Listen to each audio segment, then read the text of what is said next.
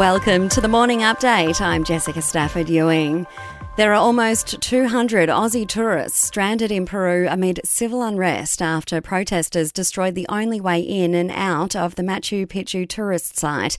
A state of emergency has been declared and the Department of Foreign Affairs is making contact with those stranded. Sydney woman Mackenzie Reynolds is among those desperate to come home. We actually don't know how to get out of here. The railway has been destroyed by protesters. They've stolen parts of it. They've blocked parts with boulders.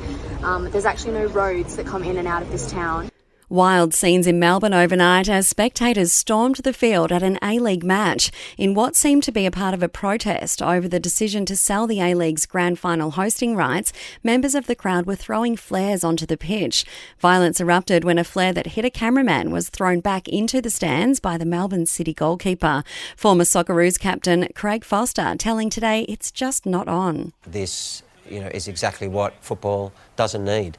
These people have brought the whole game into disrepute, and rightly the entire game, we're talking millions of Australians here, have condemned these actions. To see a player being assaulted and people bringing a game to a halt in this way is just disgusting. The toxic spinach ordeal continues to grow, with Woolworths, Coles, Aldi and Costco stores across the country recalling various salad products.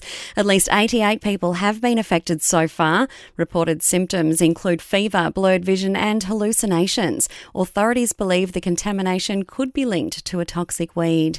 The PM has given priority to establishing an Indigenous voice in Parliament. Anthony Albanese has told the Herald a referendum will generate respect for the country and First Nations people.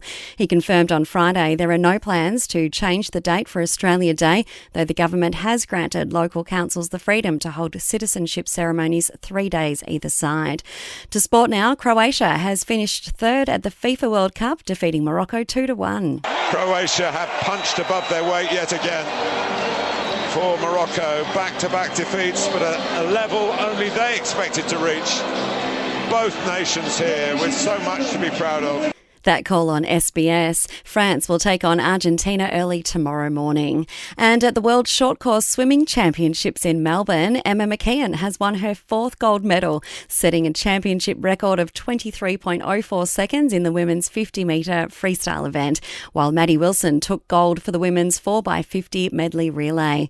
In entertainment news, Sharon Osbourne has been rushed to hospital following a medical emergency on set. The TV personality and wife of Ozzy was filming in Santa Paula, California, when first responders were called. No details yet on what happened or her current condition. And Rihanna has shared the first glimpse of her baby boy with the world, the singer sharing a video of her bundle of joy on TikTok. The baby was born in May, still no word yet on his name.